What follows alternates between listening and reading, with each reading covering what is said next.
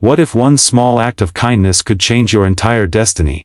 Imagine this, a poor single dad, struggling just to keep food on the table, opens his door to a shivering stranger one rainy night. He had no idea she was a millionaire's daughter, and that letting her stay for just one night would rewrite his life forever. Stay with me till the end, because this story will touch your heart in ways you never expected. And before we begin, don't forget to like this video and subscribe to our channel Gentle Words for more emotional and life-changing stories. The rain poured like silver needles from the sky, tapping against the cracked windows of Daniel's small, dimly lit apartment.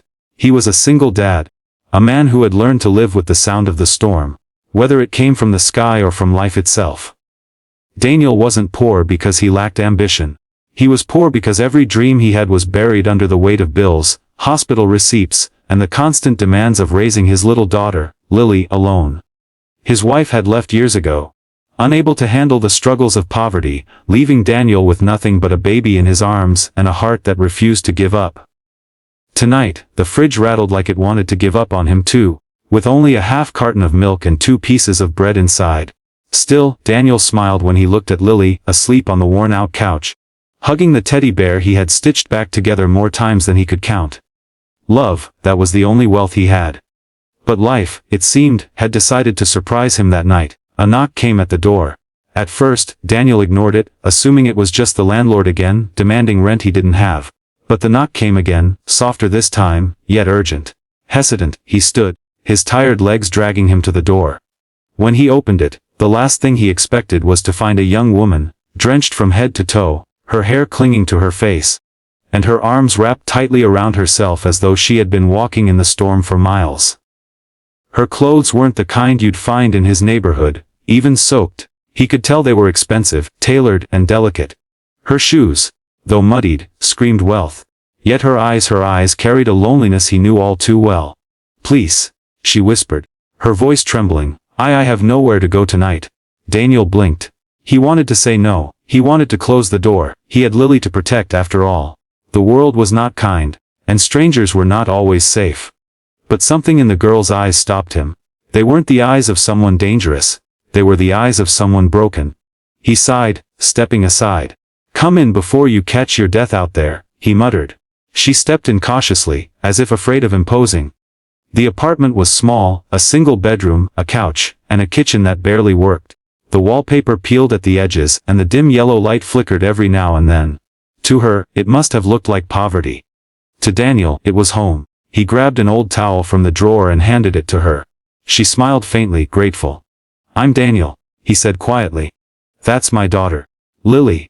The girl's gaze softened when she saw the little one sleeping soundly, oblivious to the storm and the strange guest. "She's beautiful," the girl whispered. "Thank you," Daniel replied. He didn't ask too many questions. He didn't ask why a girl who looked like she belonged to another world was knocking on the door of a poor janitor's apartment. He didn't ask why her hands were trembling even though she was wrapped in a towel. Sometimes he knew people just needed a moment of safety without being interrogated. He made her a cup of warm tea, using the last of the tea leaves he had been saving for himself. She accepted it with both hands, sipping slowly, her lips pressing against the chipped rim of the mug as if it were a luxury. They sat in silence for a while, listening to the rain outside. "My name is Claire," she finally said. Daniel nodded. "Claire," he repeated, committing it to memory. She glanced at him, her eyes curious. "Why did you let me in? You don't even know me." Daniel chuckled softly, though there was no humor in it. "Because I know what it feels like to be out there with no one to turn to. And because my daughter is sleeping peacefully. I'd like to think that if she ever needed help in this cruel world, someone would open the door for her too." The Claire looked at him as if seeing something rare, something money couldn't buy. Kindness without expectation. The night went on. Daniel offered her the bed, choosing instead to sleep on the floor with a thin blanket. Claire protested, saying she didn't want to inconvenience him, but he shook his head. "You're a guest," he said simply. That was all. As she lay in the small room, listening to the sound of Daniel breathing softly from the floor, and Lily's tiny snores from the couch, Claire felt something she hadn't felt in a long time: safety. She had run from a mansion earlier that night, where marble floors and chandeliers hung like glittering lies. Her father was a millionaire, powerful, cold, and controlling. He had tried to decide every step of her life, including the man she should marry, a wealthy businessman she didn't love. Claire had left everything. Her phone, her jewelry, her money, just to escape the golden cage. For once, she wanted to know what it felt like to be free. And here, in this little apartment that smelled faintly of old wood and tea, she found more warmth than she had ever found in her father's mansion. The next morning, the sun peeked through the curtains. Daniel woke early as always, preparing a modest breakfast of toast and the last bit of milk for Lily. Claire offered to help, and though her hands were delicate, unused to such work, she insisted on slicing the bread and setting the table. Daniel noticed the way she struggled with the simplest tasks, holding a knife, lighting the old stove, and he chuckled. "You've never done this before, have you?" he asked, raising an eyebrow. Claire blushed, shaking her head. "Not really. At home, everything is done for us." Daniel didn't pry further. He didn't want to make her feel out of place. Instead, he guided her patiently, showing her how to spread butter on the toast without tearing the bread. She laughed, a genuine sound that lit up the room. Lily woke up soon after and immediately clung to Daniel's leg, shy at the sight of the stranger. But within minutes, Claire was down on the floor, playing peekaboo with the little girl, making her giggle uncontrollably. Daniel watched them, his chest tightening. It had been so long since he had seen his daughter laugh like that. For a moment, he almost forgot that Claire was a stranger. She fit into their morning as though she had always belonged there. But reality hit him soon after. Claire couldn't stay. He didn't know who she was, or what kind of trouble she might be in. And he had Lily to protect. After breakfast, he cleared his throat, preparing to speak. "Claire," he began gently, "I don't mean to be rude, but you probably have someone out there worrying about you. Maybe you should." Before he could finish, Claire's face dropped, her laughter vanishing. "Please," she interrupted, her voice breaking. Just let me stay a little longer. I'll leave soon, I promise. I don't want to go back yet." Daniel studied her. The pain in her eyes was raw, real. He had no idea what she was running from, but he recognized that look. It was the same look he had worn when his wife had abandoned him. The look of someone who felt like the world had turned its back on them. And so, against his better judgment, Daniel nodded. "All right, you can stay just for a while." Claire smiled through her tears, whispering, "Thank you." And in that simple agreement, in that tiny apartment with peeling wallpaper and a father who had almost nothing to give, a love story neither of them expected quietly began to bloom. The days after that night blended into something Daniel hadn't expected, a strange mixture of comfort and uncertainty.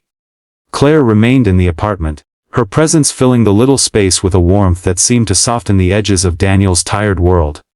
At first, he thought it would be awkward, having a stranger share his home. But somehow, Claire wasn't just any stranger. She was gentle, patient, eager to help, and above all, she had a kindness in her that mirrored his own. Lily, who usually clung only to Daniel, began to open up to her. She would tug on Claire's sleeve to play dolls or laugh whenever Claire made silly faces. Daniel watched, conflicted. He had worked so hard to shield Lily from disappointment, to keep her little heart safe from people who came and went. But seeing her so happy again, it melted something inside him. Still, in the back of his mind, the question gnawed: who was Claire really? Why was she here, in his broken corner of the world? Each evening after his long shifts as a janitor, Daniel returned home to find Claire waiting with Lily. Once, he came back to the surprising sight of Claire standing in the kitchen, flour on her hands and laughter in her voice as she tried, and failed, to bake cookies with Lily. The kitchen was a mess, flour scattered everywhere, the oven timer beeping.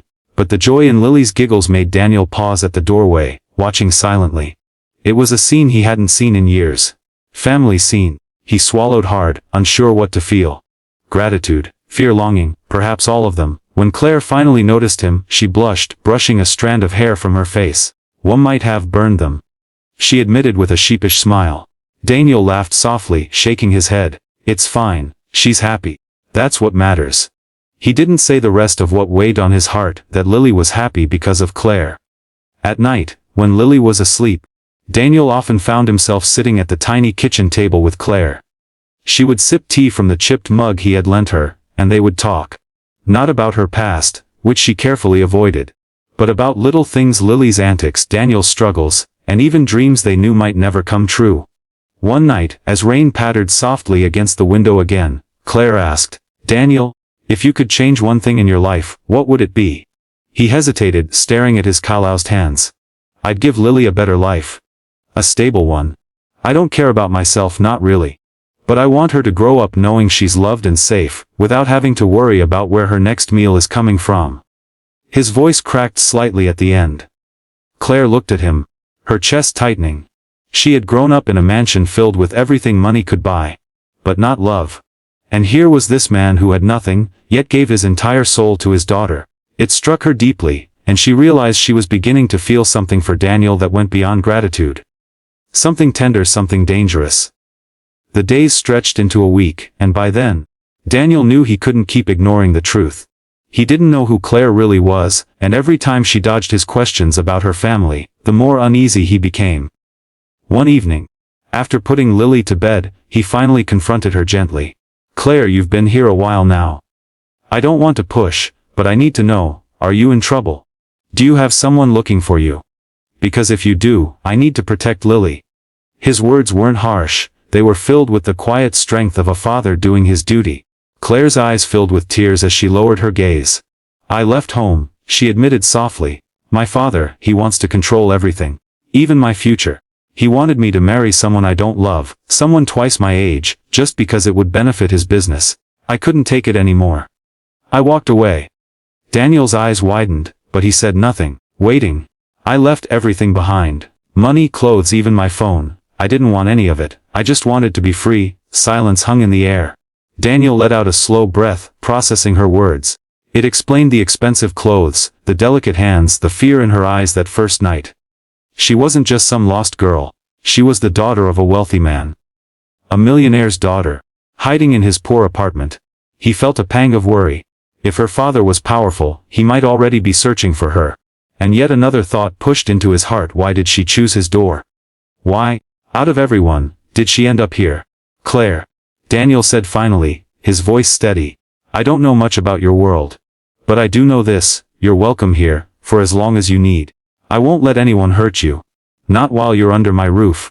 His words were simple, but to Claire they felt like a shield. No one had ever promised to protect her, not like that. She blinked back tears, whispering, "Thank you, Daniel. You don't know how much that means to me." From that moment, something shifted between them. Claire wasn't just a guest anymore. She became part of their little routine. She walked Lily to the park, read bedtime stories, and even started tidying up the apartment when Daniel was at work. She was learning what it meant to live simply, without the burden of wealth or expectation. And in those simple days, she discovered joy, real joy, for the first time. Daniel noticed too. He noticed how her laughter echoed through the tiny apartment. How Lily clung to her as if she were a second parent, and how his own heart beat a little faster whenever their eyes met. But he tried to bury those feelings, reminding himself she was not from his world. He was a poor janitor with nothing to offer, and she was someone he could never truly have. Yet love doesn't ask permission. It grows quietly, unexpectedly, in the smallest of moments. One evening, after Lily had fallen asleep with her teddy bear in her arms, Daniel and Claire sat on the balcony. If it could be called that. A rusty railing overlooking the alley. They shared a blanket against the cool night air. Claire leaned her head against his shoulder without thinking, and Daniel froze. Every instinct told him to move, to remind her of the lines they shouldn't cross. But when she whispered, "I feel safe with you," he couldn't bring himself to push her away. Instead, he whispered back, "And I'll do everything I can to keep it that way." For the first time in years, Daniel allowed himself to feel hope. And Claire, for the first time in her life, allowed herself to feel love. But beyond the warmth of that little apartment, beyond the laughter and fragile happiness, a storm was brewing. Claire's father had indeed begun searching for her. He had resources, connections, and money to find anyone who crossed him. And it was only a matter of time before Daniel's small, hidden world would collide with the powerful one Claire had left behind.